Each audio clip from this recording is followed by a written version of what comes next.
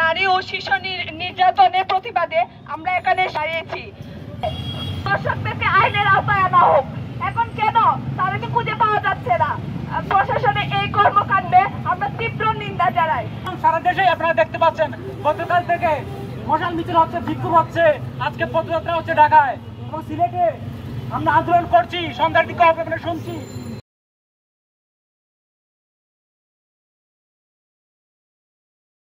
বক্তব্য নিয়ে আসছেন সমাজতান্ত্রিক ছাত্রফ্রন্ট সিলেট নগর শাখার সংগঠক সুমাইয়া আক্তার সুমা।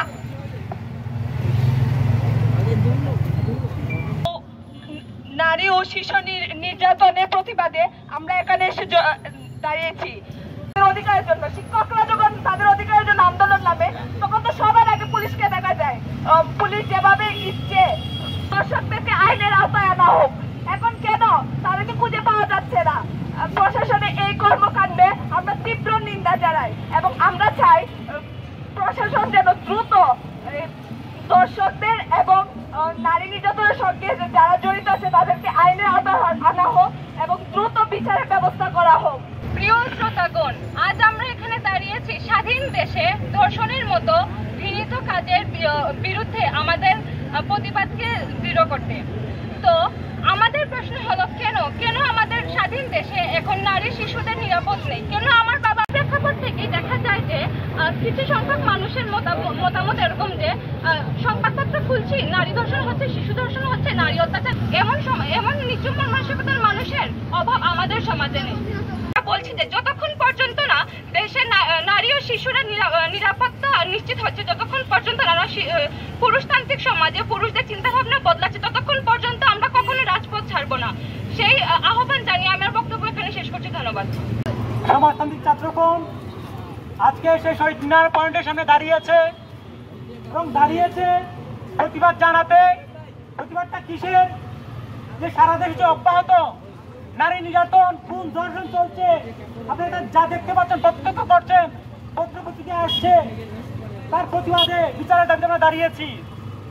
আপনারা দেখেন যে 48 ঘন্টায় 17টা ধর্ষণ এবং শিশু থেকে বিদ্যা সহ এবং ভাববার বিষয়, লজ্জার বিষয় যে অভ্যুত্থান পরবর্তী একটা দেশে আজকে এই পরিস্থিতি। অথচ সে অভ্যুত্থান আমরা দেখেছি কিভাবে আমাদের বাড়িদের পাশে বোনেরা ছিল, মায়েরা ছিল, পানি দিয়ে সহযোগিতা করেছে, বিভিন্ন সহযোগিতা করেছে, আশ্রয় দিয়েছে। অথচ সেই মায়েরা, সেই বোনেরা আজ দেশে নিরাপদ নয়। গতকাল আপনারা দেখেছেন যে স্বরাষ্ট্র উপদেষ্টা সে মধ্যরাতে মিডিয়া কর্মীদের নিয়ে দেখে প্রেস করলেন, বললেনটা আসলে কি, যে দায় সারা বক্তব্য তিনি দিলেন। সেই বক্তব্যতে আমরা বুঝি যে স্বরাষ্ট্র উপদেষ্টা তার যে দায় নেওয়ার ন্যূনতম সক্ষমতা আছে, সেই সক্ষমতা ওনার নাই। অথচ 24 ঘন্টার মধ্যে বা 48 ঘন্টার মধ্যেও যে কোন একজন দর্শককে ধরা হয়েছে সেটা খবর আসেনি এখনো। বরং বলা হয়েছে যে বিচ্ছিন্ন 2-1টা ঘটনা ঘটেছে, প্রশাসন চেষ্টা করছে। সেই চেষ্টার অপেক্ষা করতে হয়তো আরো কয়েক ঘন্টা যাবে, আরো কয়েকটা ঘটনা ঘটবে।